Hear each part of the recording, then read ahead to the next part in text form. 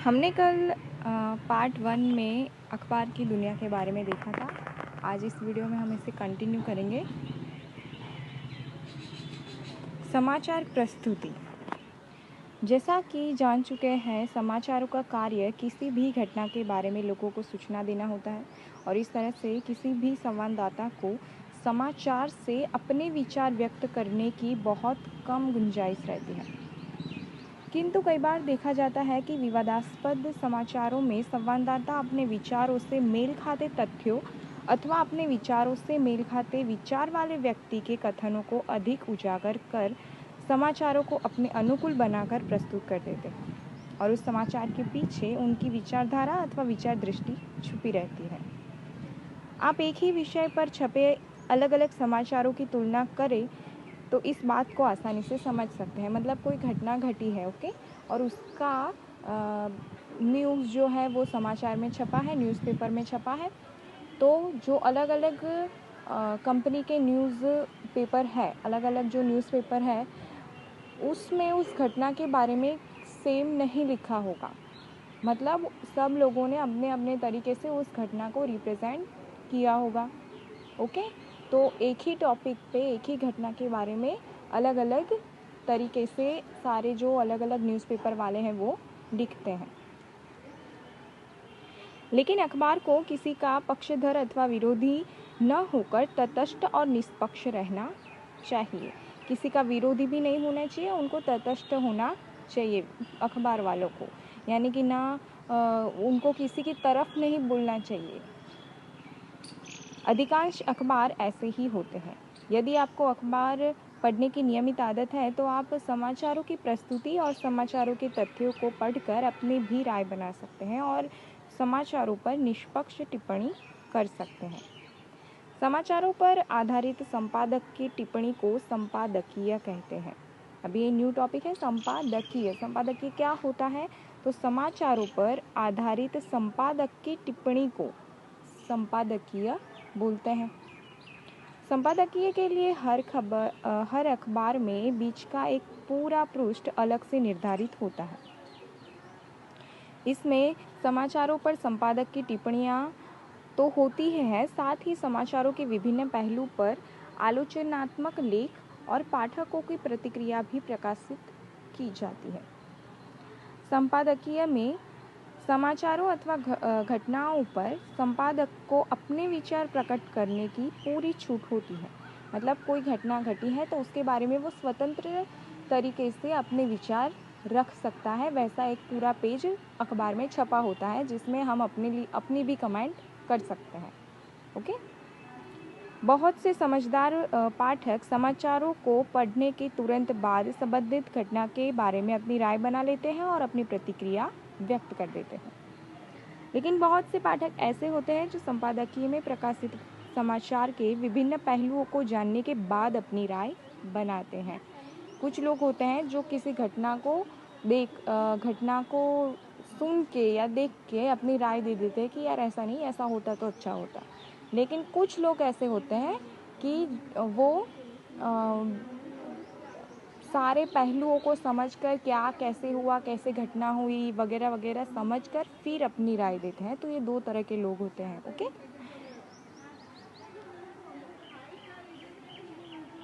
इस तरह संपादकीय किसी भी अखबार का एक बहुत ही महत्वपूर्ण अंग होता है और अतः संपादकीय टिप्पणियों और लेखों के आधार पर संपादक अथवा अखबार की विचारधारा का आसानी से पता लगाया जा सकता है। फिर देखते हैं फोटो। अखबार में प्रकाशित होने वाले फोटो का भी महत्व समाचार से कम नहीं होता। अखबार में छपने वाला फोटो भी अपने आप में एक समाचार होता है। कई बार आपने देखा होगा कि अखबार में सिर्फ फोटो छपा होता है और उसके नीचे सिर्फ 2-3 पंक्तियों में सूचना छपी होती है ना। छोटा बड़ा सा पिक होता है और उसके नीचे उसकी छोटी सी 2-3 लाइन में उसकी जानकारी दे दी जाती है। तो इसके अलावा समाचार के साथ छपने वाले फोटो के माध्यम से न सिर्फ उस घटनाक्रम की प्रामाणिकता का पता चलता है बल्कि उस समाचार के बहुत सारे पहलुओं की जानकारी भी मिल जाती है। जब आप किसी स्थान पर भूकंप से हुई तबाही का समाचार पढ़ते हो तो आपके मन में यह जिज्ञासा अवश्य उठती होगी कि वो दृश्य अब कैसा होगा और वहाँ के लोगों के जीवन पर उसका क्या प्रभाव पड़ा होगा। हम कहीं पे देखते हैं कि कहीं पे पूर आ गया, ऐसी कोई खबर सुनते हैं या पढ़ते हैं तो हमें अंदर से ऐसा होता है कि कैसे हुआ होगा, कैसा दृश्य होगा, है ना। तो जैसे ही हम वो पिक्चर देखते हैं, फ़ोटो देखते हैं न्यूज़पेपर में, तो हमें पता चलता है। ऐसे में यदि उस समाचार के साथ चित्र देखने को मिल जाता है तो आपकी जिज्ञासा जो है वो काफ़ी हद तक शांत होती है। अक्सर ऐसा होता है कि समाचार को पढ़ने के बाद आप उतने विचलित नहीं होते जितने उससे संबंधित चित्र को देखकर होते थे। अगर आप पढ़ते हो कि पूर आया कहीं पे, ओके, या फिर भूकंप आया कहीं पे और बहुत सारी इमारतें गिर गई या बहुत कुछ वस्तुएं तबाह हो गई, तो उसको पढ़ने पे आपको इतना फील नहीं होगा जितना उसका चित्र देखने से आपको फील होगा। तो फोटो काफ़ी महत्वपूर्ण होता है समाचार पत्र में। कई बार एक फोटो और उसके नीचे दी गई 2 पंक्तियों की सूचना आपके मन पर समाचार से अधिक प्रभाव डाल देती है। फोटो देखने के बाद उस घटना के समाचार को विस्तार से पढ़ने की भूख आपके अंदर पैदा हो सकती है और इस तरह फोटो जहां अपने आप में एक समाचार होता है, वहीं एक महत्वपूर्ण समाचार का पूरक और सहायक भी होता है। फोटो के नीचे जो दी गई सूचना को अखबार की भाषा में कैप्शन बोलते हैं। ओके, फोटो के नीचे जो सूचना दी जाती है 1-2 लाइन में, उसको क्या बोलते हैं? कैप्शन। ओके, फिर देखते हैं फीचर। फीचर क्या होता है? तो भारत की ये बहादुर बेटियां, हमने चैप्टर 6 में पढ़ा भारत की ये बहादुर बेटियां, कल्पना चावला और बचेंद्री पाल के बारे में। ओके, तो ये शीर्षक आप पढ़ चुके हो और जो फीचर शैली में लिखा गया था। आइए यहाँ थोड़े विस्तार से फीचर के बारे में हम जानेंगे कि अखबारों में समाचार छपते हैं और समाचारों से केवल यही जानकारी मिलती है कि क्या हुआ। ओके, समाचार से क्या हमें जानने को मिलता है कि कल कोई ऐसी घटना घटी। उदाहरण के लिए कल्पना चावला ने अंतरिक्ष में उड़ान भरी तो अखबारों में यह खबर छपी कि एक भारतीय महिला ने अंतरिक्ष की यात्रा की। लेकिन कल्पना कौन है, वह अंतरिक्ष में जाने के लिए साहस कैसे जुटा पाई और इसकी सारी बहादुरी ने समाज को किस प्रकार प्रभावित किया, इन बातों को सरल भाषा और मनोरंजक शैली में बताया जाए तो वह क्या होगा? फीचर। मतलब कोई घटना है तो वो कैसे घटी, उसका प्रभाव लोगों पर कैसा पड़ा, वो सारी बात जो डिटेल में बताई जाए उसको क्या बोलते हैं? फीचर बोलते हैं। ओके, अर्थात क्या हुआ ये बताना समाचार है। ओके, क्या हुआ ये बताना समाचार है। जो कुछ हुआ वह क्यों हुआ, कैसे हुआ, उसका परिणाम क्या होगा, ये बताना फीचर का काम है। ओके, तो समाचार और फीचर में क्या अंतर है ये आपको अभी पता चल गया होगा कि क्या हुआ है, क्या घटना घटी है उसको समाचार बोलेंगे, वो घटना कैसे घटी, उसका लोगों पे क्या परिणाम हुआ, असर हुआ, तो वो क्या है? फीचर है। ओके, नाउ समाचार मात्र सूचना देते हैं, फीचर हमें सूचना के आधार पर शिक्षित करते हैं और हमारा मनोरंजन करते हैं। समाचार क्या करते हैं? हमें सूचना देते हैं कि कल ऐसी जगह पे हुआ, तो क्या हुई कि समाचार से हमें सूचना मिली। फीचर से क्या हुआ? हमें उस घटना के बारे में डीपली जानने को मिलता है। ओके,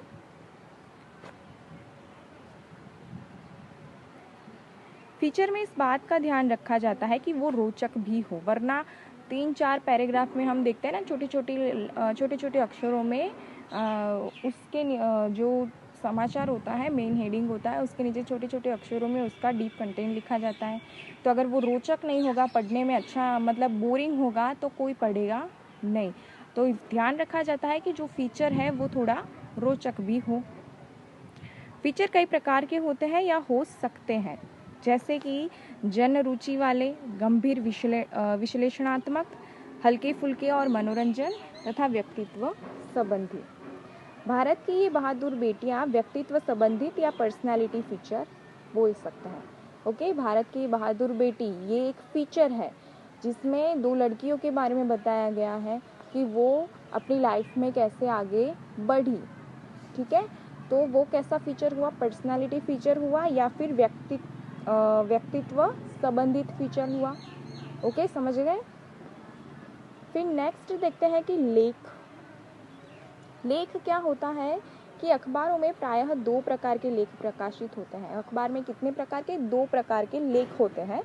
एक प्रकार के लेख होते हैं वो जिसमें संपादकीय पृष्ठ पर प्रकाशित होते हैं, और दूसरे प्रकार के लेख वो होते हैं जो फीचर वाले पन्नों पर प्रकाशित होते हैं।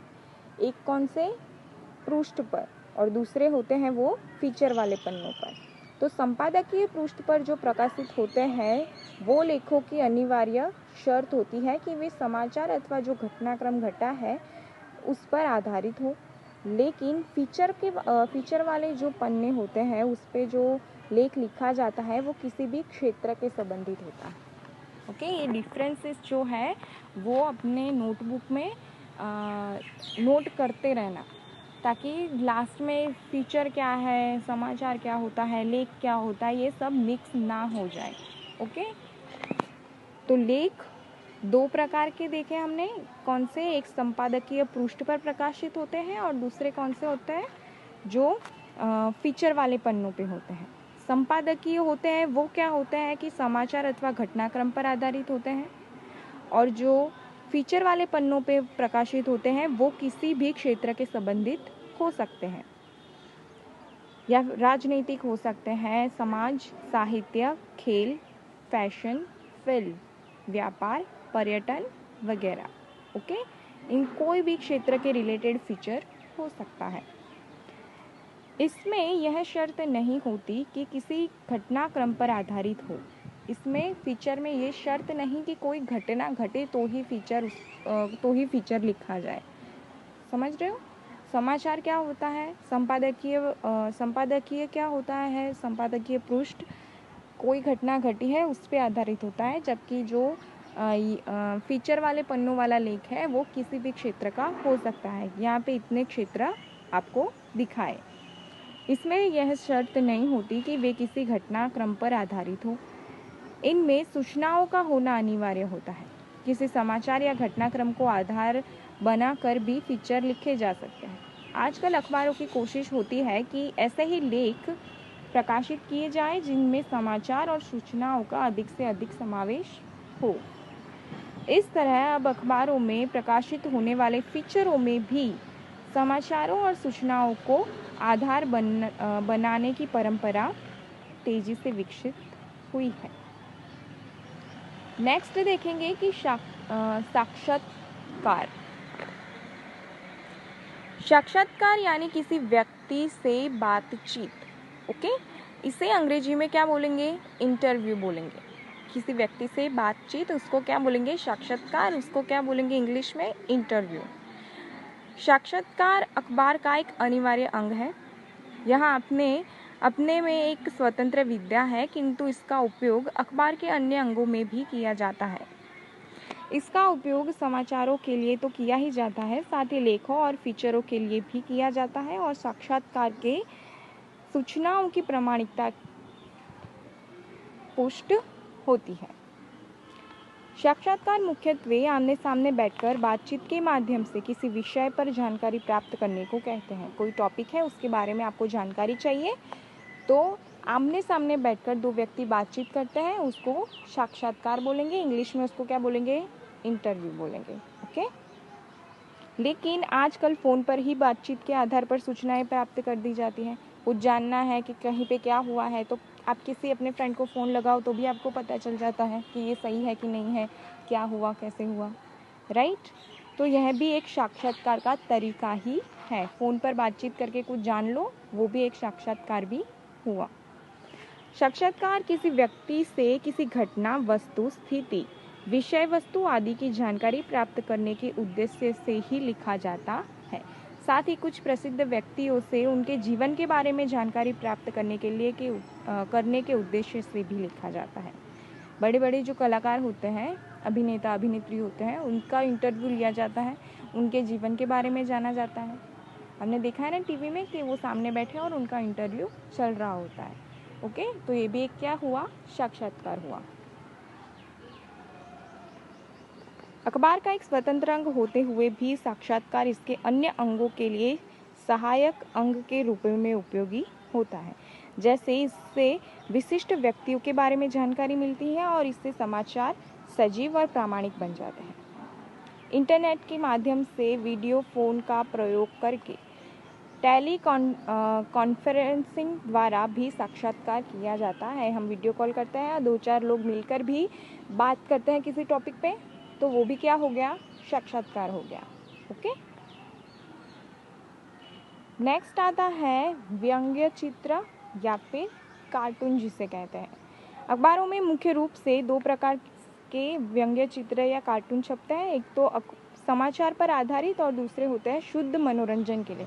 हम न्यूज़ में भी देखते हैं, टीवी में भी देखते हैं या फिर हमारे अखबार में भी देखते हैं कि किसी नेता के या किसी फिल्म अभिनेता के बारे में कोई कार्टून छपता है मनोरंजन के लिए। ओके, तो ये उसके बारे में है। समाचारों पर आधारित व्यंग्य चित्र सिंगल बॉक्स अर्थात एक घेरे में होते हैं। शुद्ध मनोरंजन वाले व्यंग्य चित्र या कार्टून एक से अधिक बॉक्स के भी हो सकते हैं। समाचारों पर आधारित कार्टून प्रायः अखबार के मुख्य पृष्ठ पर प्रकाशित किए जाते हैं। जो समाचारों पर आधारित होता है वो मुख्य पृष्ठ यानी कि जो मेन पेज होता है उसके ऊपर प्रकाशित किए जाते हैं और उनका स्थान हर अखबार में अपने अपने हिसाब से निर्धारित होता है। मतलब जो अलग अलग अखबार होते हैं वो अपने हिसाब से डिसाइड करते हैं कि वो कहाँ छपेगा। समाचारों पर आधारित लेखों और फोटो की तरह महत्वपूर्ण होता है। कार्टून भी उतना ही महत्वपूर्ण होता है जितना कि लेख हो गया, संपादकीय टिप्पणी हो गई या कोई फोटो वाला समाचार हो गया। ओके, एक छोटे से कार्टून के माध्यम से किसी घटनाक्रम पर जितनी तीखी टिप्पणी की जा सकती है उतनी तीखी टिप्पणी आधे पृष्ठ के लेख में भी मुश्किल से की जा सकती है। अगर किसी राजनेता या किसी अभिनेता अभिनेत्री के बारे में कुछ ऐसी टिप्पणी करनी है तो क्या होगा, उसमें कार्टून के द्वारा उनको ऐसी टिप्पणी करी जा सकती है ना। तो कई बार एक कार्टून के 2 शब्द बहुत सारी टिप्पणियों पर भारी पड़ सकते हैं। आपने महसूस किया होगा कि एक छोटी सी चित्र और छोटी सी टिप्पणी के माध्यम से जितनी तीखी धारदार बात एक कार्टून कह जाता है वही बात एक लेख अथवा टिप्पणी में कहने के लिए काफ़ी शब्दों की ज़रूरत पड़ती है। दूसरे प्रकार के कार्टून प्रायः फीचर वाले पन्नों पर छपते हैं। पहले कौन से, मेन पृष्ठ पर यानी कि मेन पेज पर छपते हैं, और दूसरे कार्टून होते हैं जो वो कहाँ पे छपते हैं, फीचर वाले पन्नों पर छपते हैं। ये जो डिफरेंसेस है उसको नोट करते रहना। ओके, इनमें कथा को माध्यम बनाकर किसी चुटकुले अथवा तो व्यंग के आधार पर बनाकर चित्र दिए गए होते हैं। ऐसे कार्टून का उद्देश्य प्रायः लोगों का मनोरंजन करना होता है। कई बार अखबारों में कार्टून लगातार आते हैं जैसे कि आर.के. लक्ष्मण, शंकर आदि के कार्टून, है ना। हम जो कार्टून होते हैं उसके नीचे उस पेंटर का नाम लिखा होता है। तो यहाँ पे 2 का नाम लिखा है, आर.के. लक्ष्मण और शंकर। अब नेक्स्ट देखते हैं विज्ञापन। विज्ञापन जो होते हैं वो अखबारों की आय का प्रमुख साधन होते हैं। ये ना तो समाचार अथवा तो संपादकीय की तरह अखबारों के अनिवार्य अंग होते हैं और ना ही अखबारों की पहचान बनने में सहायक होते हैं, लेकिन इनसे ही अखबारों की आमदनी होती है। तो इस विज्ञापन जुटाने के लिए संवाददाताओं की तरह ही विभिन्न क्षेत्रों में एजेंट और अखबार कर्मचारी नियुक्त करते हैं। अखबारों को जितने अधिक विज्ञापन प्राप्त होते हैं और उन्हें इतनी ही आय होती है। इस तरह विज्ञापन अखबार का एक अनिवार्य अंग बन चुके हैं। मीन्स हम जो देखते हैं कि बड़ी बड़ी कोई सरकारी कार्यालय है या कुछ बड़ा सा कोई ऐसा आदमी है तो उसके आजू बाजू कोई ना कोई जगह एक प्रेस वाली गाड़ी छुपी रहती है, वहाँ पे पड़ी रहती है प्रेस वाली गाड़ी। कुछ भी ऐसा होता है कि तुरंत ही कोई ऐसी घटना घटती है तो उसे लाइव दिखा दिया जाता है कि अभी अभी जस्ट ऐसा हुआ, है ना। तो ये उसके बारे में है। किंतु यह कहना कि विज्ञापन सिर्फ आय के स्रोत होते हैं, ये पूरी तरह सही नहीं होगा। विज्ञापन कई तरह से पाठकों को लाभ भी पहुंचाते हैं और शिक्षित भी करते हैं। विज्ञापन से जहां अखबारों को लाभ होता है, वहीं पाठकों और विज्ञापनदाता को भी लाभ पहुंचता है। ये लाभ का एक चक्रीय क्रम बनाता है। ये विज्ञापन होता है वो क्या होता है, लाभ का एक चक्रीय क्रम बनाता है। आप एक उदाहरण से इसे आसानी से समझ सकते हो। मान लो कि आप 5 दोस्त हो और आप में से पांचों की रुचियां अलग अलग है, मतलब आपकी जो हॉबीज है पांचों की वो अलग अलग है। ओके, और आप पांचों को अलग अलग चीज़ें खरीदते हैं। आप उन चीज़ों के बारे में जानना चाहते हैं। तो आप में से एक दोस्त कंप्यूटर खरीदना चाहता है और बाज़ार में गए बिना घर बैठे ही जानकारी प्राप्त करना चाहता है कि कौन सा कंप्यूटर खरीदना उचित रहेगा, जो उसके बजट में भी हो और गुणवत्ता में भी बेहतर हो। क्या बोल रहे हैं कि ये 5 दोस्त हो आप, जिसमें पांचों की हॉबीज़ जो है वो अलग अलग है और आप पांचों को कुछ चीज़ खरीदनी है। उसमें से एक फ्रेंड है जिसको खरीदना है कंप्यूटर, लेकिन उसको बाहर नहीं जाना है, घर बैठे ही वो देखना चाहता है कि मैं कौन सा कंप्यूटर खरीदूं जो कम पैसों में भी आए, मेरे बजट में भी हो और क्वालिटी में भी अच्छा हो। दूसरा दोस्त है वो कपड़े खरीदना चाहता है। तीसरा है वो नौकरी की तलाश कर रहा है। चौथा दोस्त अपनी बहन के विवाह के लिए वर की तलाश में है। तो आप यह जानना चाहते हैं कि पुस्तक मेले में आपकी रुचि की पुस्तकें कहाँ मिलेगी। तो ऐसे ही पांचों की ख्वाहिशें अलग अलग हैं। ओके, आप पांचों अखबार उठाते हैं और अपनी रुचि की जानकारी प्राप्त कर लेते हैं तथा लाभ उठाते हो। इसी तरह अखबार विज्ञापन के माध्यम से लोगों तक सूचनाएं पहुंचाता है और लाभ का एक चक्रीय क्रम बनाता है। तो जो अखबार होता है उसमें इस तरह की भी जानकारी होती है ना। एडवर्टाइज आती है ना कि नौकरी की तलाश वाली एडवर्टाइज आती है, उसमें छपा होता है नौकरी खाली है, ऐसा है ना एक पेज पे। फिर छोटी मोटी एडवर्टाइज आती है कि कहीं पे सेल लगी है या कोई ऐसा कंप्यूटर की दुकान का एडवर्टाइज हो गया। तो अखबार से आपको सिर्फ घटना की जानकारी नहीं मिलती, आपको उसके अलावा बहुत कुछ जानने को मिलता है।